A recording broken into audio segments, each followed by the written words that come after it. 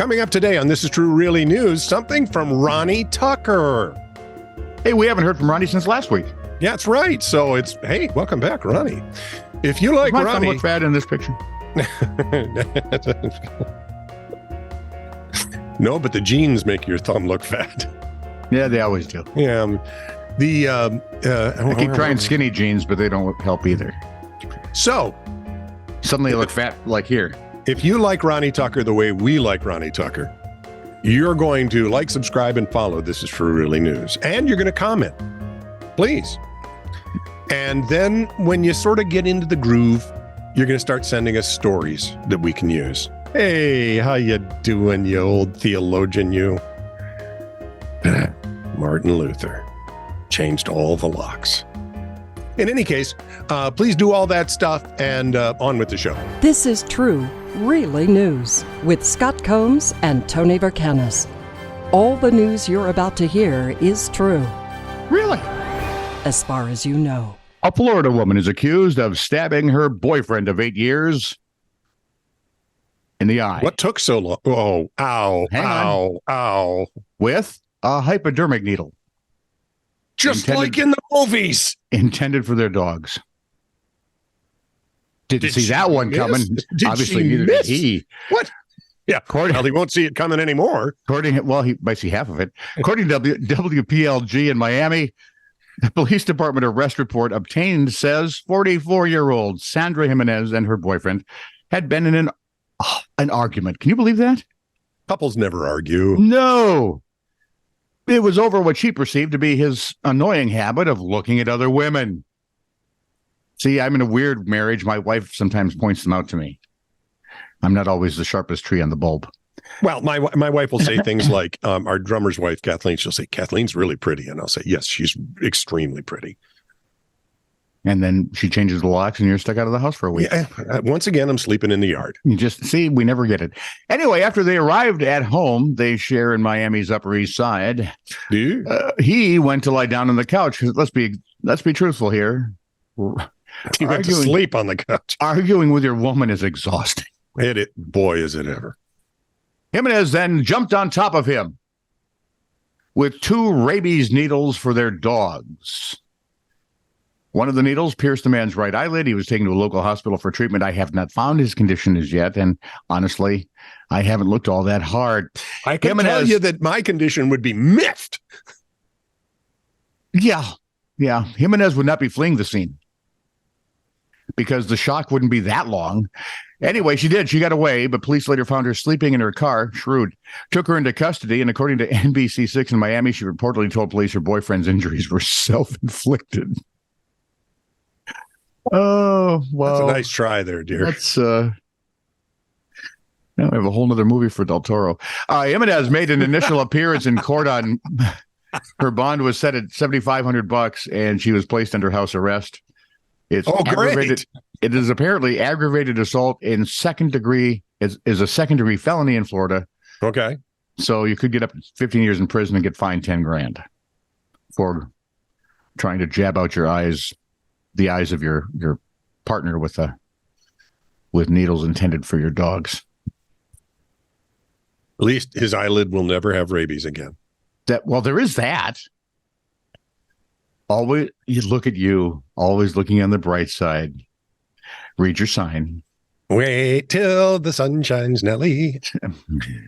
Ronnie Tucker. This from Ronnie Tucker. It had been outside It had been outside the home. Are you going to be the new guy with Emu? Maybe. Limu the Emu? It had been Emu, that's it. It had been outside the home of Cian and Jeffrey Edwards in Milford Haven, Pembrokeshire, and is thought to date from the late 19th century. So that'd be the 1800s.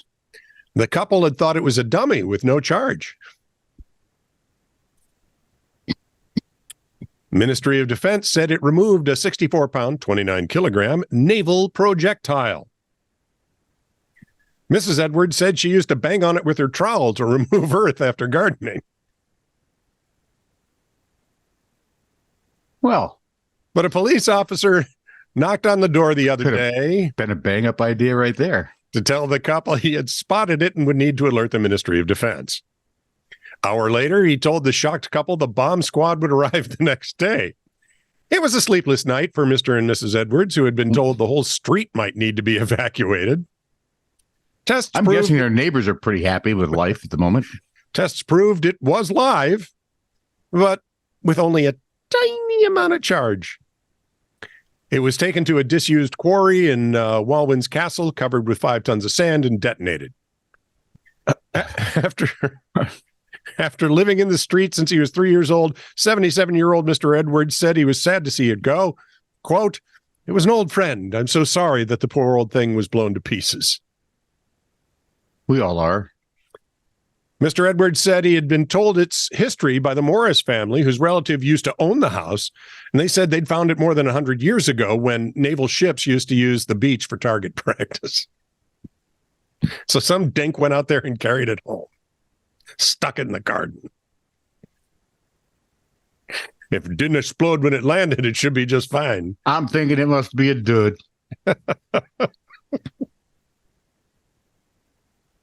Sign. Yeah, Police in Clintonville, Ohio are on the hunt after brazen thieves. Brazen, I say, because we just don't use the word brazen enough. Were they we brazen? don't use the word brazier enough either. Thanks, Dairy Queen, for getting my hopes up from the 70s. Yeah, now it's gone. Wait a minute, hang on. I knew I had one more in there. There you go. Police in Clintonville, Ohio. No? I knew it. Police in Clintonville, Ohio are on the hunt after brazen thieves used... Hang on. After brazier thieves. Apparently, after I do that, I spit on my screen. I didn't know that. Nice job. Brazen thieves, U-Haul truck, rip safe out of drive-through ATM, early hours of June 15th. There. That's the highlights. I'm trying to, have they watched no television? No, these things hardly ever turn out well. Right? Well, they're good for us. That's true. And they're fun to watch. No, baby. Wow, I didn't know the truck could do that. You don't want to do this, by the way, with your little tiny GMC pickup. You want to do this with a big pickup. And maybe a wrecker. Would probably be your best bet. Or Superman, actually, but he doesn't exist, so there we are. WCMH-TV reports the suspect used a chain secured to the truck to pull the safe free of the machine, then absconded in a getaway vehicle, leaving the U-Haul behind. So they use the U-Haul truck, rip out the safe. I'm guessing they took the safe with them. Yes. That would have been fun to watch. And left the truck behind. Authorities had no description of the other vehicle or how much money the thieves stole, but they believe at least 2 suspects were involved. Well, thank you, Sergeant Obvious. And again, I've been looking for something to update this. Nothing. Because now I'm curious. Because if there were only 2 suspects, I'm guessing WWE employees would now be. Well, just check the chiropractors in town because these guys that would do it. Some looking after. Of course, you may have to do that in a few years, like you. What? Hi, I can lift this motor out. Yep. Oh, I did. How's your back been ever since then? Really crappy. There you are. 3 people were driving in a compact car when they struck an elephant calf in Garrick, Malaysia the other day. That can't go well. In their defense, it was rainy and foggy, and the car was rounding a bend on a major highway when it hit the calf, who'd been walking across the road with a herd of 5 other elephants. When the calf fell to the ground, the troop of elephants stampeded the car in retaliation, bashing in its side doors and smashing all its windows. Huh. It's not clear if the 3 people were still inside the vehicle at the time. But one would hope not. Yeah, no injuries reported by them. Baby elephant was able to get up and the herd ran off.